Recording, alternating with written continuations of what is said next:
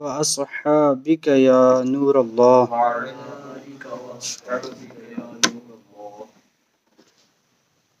فرمان مصطفیٰ صلی اللہ تعالی علیہ وآلہ وسلم، جو مجھ پر ایک دن میں 50 مرتبہ درود پاک پڑھے، قیامت کے دن میں اس سے مصافحہ کروں یعنی ہاتھ ملاؤں گا۔ صلو علی الحبیب صلی اللہ علی محمد صلی اللہ تعالی علیہ وآلہ وسلم۔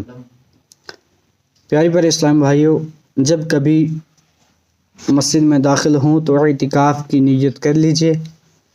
جب تک مسجد میں رہیں گے اعتکاف کا ثواب ملتا رہے گا۔ پڑھیے، نویت سنت الاعتکاف۔ قیامت کے دن کسی مسلمان کی نیکیاں میزان یعنی ترازو میں ہلکی ہو جائیں گی تو گناہ گاروں کی شفاعت فرمانے والے پیارے آقا صلی اللہ تعالی علیہ وآلہ وسلم ایک پرچہ اپنے پاس سے نکال کر نیکیوں کے پلڑے میں رکھ دیں گے تو اس سے نیکیوں کا پلڑا وزنی ہو جائے گا۔ وہ عرض کرے گا، میرے ماں باپ آپ پر قربان، آپ کون ہیں؟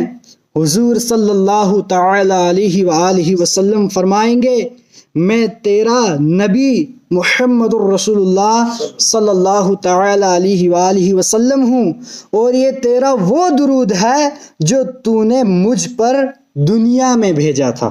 صلو علی الحبیب صلی اللہ علی محمد صلی اللہ تعالی وسلم۔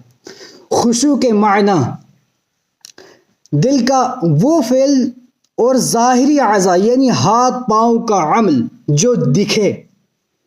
دل کا فعل یعنی وہ کام اللہ پاک کی عظمت پیش نظر ہو، دنیا سے توجہ ہٹی ہوئی ہو اور نماز میں دل لگا ہو، اور ظاہری اعضاء جو دیکھنے والے ہیں، ہاتھ پاؤں آنکھ کا عمل یعنی سکون سے کھڑا رہے، ادھر ادھر نہ دیکھے، اپنے جسم اور کپڑوں کے ساتھ نہ کھیلے نماز کے اندر، نماز پڑھتے وقت، اور کوئی عبث بیکار کام نہ کرے۔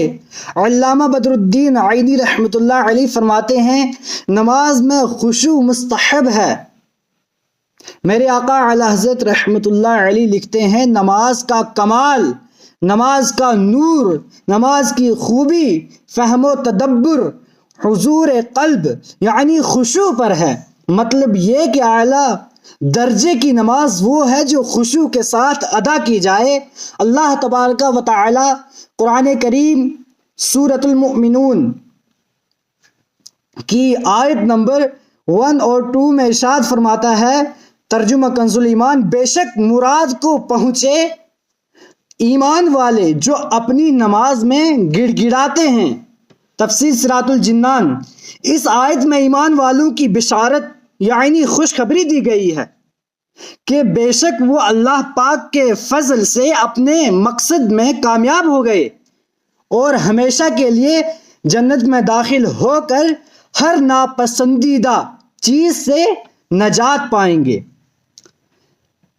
اور ایمان والے خشوع اور خضوع کے ساتھ نماز ادا کرتے ہیں، اس وقت ان کے دلوں میں اللہ کریم کا خوف ہوتا ہے اور ان کے اعضاء ساکن یعنی ٹھہرے ہوئے پرسکون ہوتے ہیں۔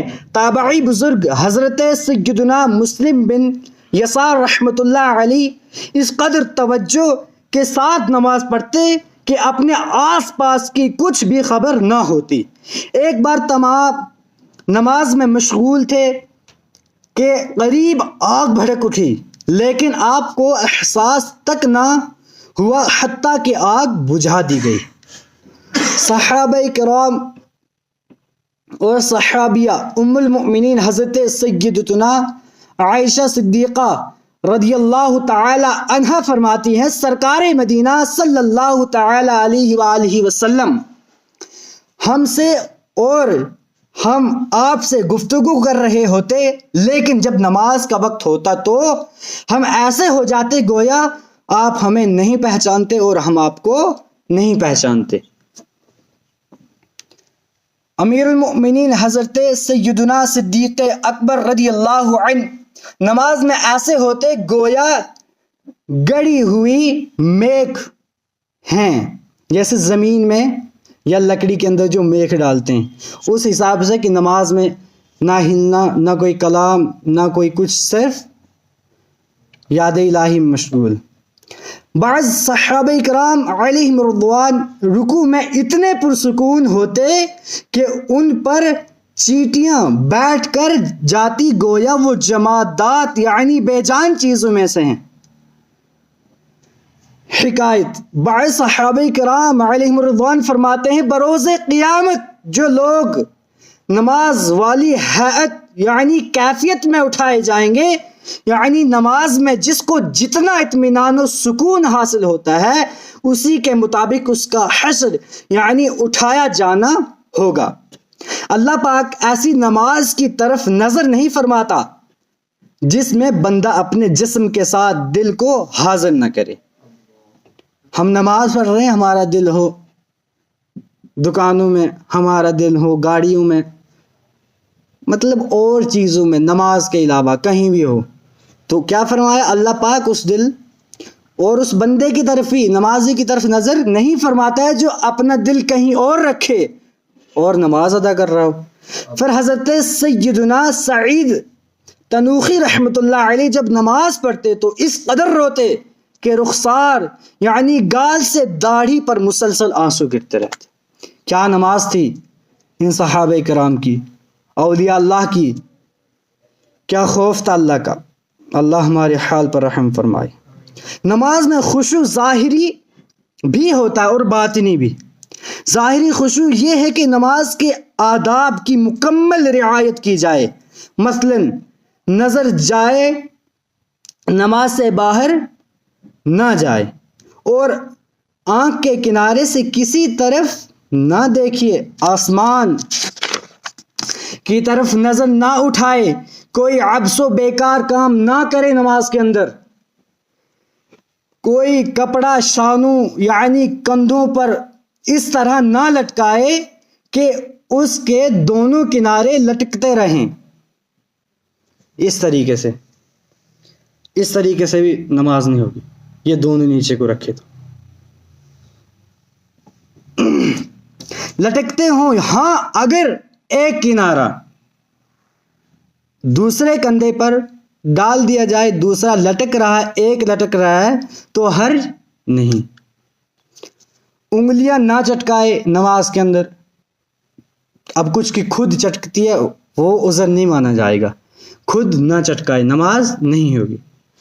اور اس قسم کی حرکات سے باز رہے۔ ہم نماز پڑھتے ہیں، ہمیں پتہ نہیں ہے نماز کے واجبات کیا ہیں، ہمیں پتہ ہونا چاہیے کہ ہم جس قاعدے میں ہیں اس میں کس طرح بیٹھنا ہے۔ ہم بیٹھ بھی رہے ہیں پر پتہ نہیں ہے کہ اس جگہ کون کون سا کام کرنے سے ہماری نماز ٹوٹ جائے گی۔ پھر نماز کی مفسدات، اب نماز میں کتنے مکروہات ہیں، کن چیزوں سے نماز ٹوٹ جائے گی۔ ہم کیا پتہ ہزاروں وہ کام کرتے ہیں جن سے ہماری نمازیں ٹوٹ جاتی ہیں پر ہمیں پتہ نہیں ہے لا علمی کی وجہ سے۔ اب سجدے میں ہمارے ناک کی یہ بالکل ہڈی زمین پر لگنی چاہیے، ہماری یہ والی جگہ اگر زمین پر نہ لگے تو سجدہ نہیں ہوگا، سجدہ نہیں ہوگا تو نماز نہیں ہوگی۔ ہمارے پاؤں، میں نے دیکھا ہے کئی اسلام بھائیوں کا، ہمارے جو یہ پاؤں ہیں تو سجدے میں یہ زیادہ تر 5 رکھنا سنت ہے اور 1 فرض۔ اگر کوئی پرابلم ہو تو پر فرض تو ہے، جیسے نماز فرض ہے تو ایک جو ہے وہ فرض ہے، 3 واجب۔ اگر بندہ پرابلم بھی ہوتی ہے نا کئیوں کو تو 1 تو میرے حساب سے رکھ ہی سکتا ہے۔ اب 5 رکھنا تو کیا ہے؟ سنت ہے۔ سنت اس سے اہم چیز کیا ہے؟ فرض۔ تو ہم کئی اسلام بھائیوں کو یہ پتہ نہیں ہے، کئی جسم کے ساتھ کپڑوں کے ساتھ کھیلتے رہتے ہیں، خارش وغیرہ۔ اجازت ہے، یہ عمل قلیل اور پھر عمل کثیر میں گنا جائے گا، پر یہ پتہ کیسے چلے گا ہمیں جب سیکھیں گے. ہمیں پتہ نہیں ہوتا، ہم ایسی ایسی حرکتیں کر دیتے ہیں کہ ہماری نمازیں ٹوٹ جاتی ہیں. وہی ایک آگئی باطنی خشوع کی بات ہو رہی ہے نا. صحابہ کرام، انبیاء کرام، نبیوں سے اور صحابہ کرام وہ خشوع پیدا کرتے تھے نماز میں کہ ہم سے کوئی حرکت نہ ہو جائے. پھر حضرت ابو بکر صدیق جو صحابیوں کے بھی سردار ہیں، وہ تو رکوع میں اس طرح بیٹھتے تھے کہ مطلب پرسکون ہو کر. ہم تو رکوع میں ہلتے رہتے ہیں، کوئی کھجلاتا رہتا ہے. پھر بھی ہمیں اجازت دی شریعت نے کہ 2 بار کر پر تکلیف ہو، تب ایسے نہیں کہ وجہ سے. پھر تو یہ سب کچھ ہمیں پتہ لگے تب جب ہم سیکھیں گے. پر ہم کیا کرتے ہیں؟ ہم کوشش نہیں کرتے. ہمارے پاس ٹائم بھی ہے. کئی نوجوان یہ سوچتے ہیں، اس بات میں پڑے ہوئے ہیں کہ یار اب میں نہیں سیکھ پاؤں گا. کئی بزرگ ہمارے گھروں میں بھی ہیں، ہر جگہ بزرگ تو بزرگ ہیں، اللہ ان کا سایہ ہے ہمارے اوپر. بزرگ سب سے خوش نصیب چیز جو ہمارے لیے بھی ہے نا، بزرگوں کی تربیت سے ہمیں جو کچھ حاصل ہوا. تو پیچھے بھی بزرگ ہی رہے ہیں، پر بزرگ بھی یہ نہ کہے کہ یار میرے سے نہیں ہو پائے گا، کیونکہ یہ بات ہوتی نہیں ہے. ہو سب کچھ کر سکتا ہے بندہ. ہم نماز پڑھ رہے ہیں، اس میں بدلاؤ کیسے لائیں گے؟ ہم جب کوشش کریں گے. کوشش تب ہوگی جب ہم یا کسی سے سنیں گے، سیکھیں گے، یا خود کتاب کھول کر. ضروری کتاب کھول کر کیا پتہ پڑھنا کچھ تھا کچھ اور ہی پڑھ لیں. پر اگر کسی سے سیکھیں گے تو اس میں زیادہ مزہ ہے. جیسے کچھ میرے کو آتا ہی نہیں ہے، میں بتا دے یار میرے کو یہ بتاؤ یہ بتاؤ یہ بتاؤ، اب گناہ گار وہ ہوگا اگر وہ غلط بتائے گا، پر ہمیں صحیح نماز پڑھنے کا پتہ لگ جائے گا.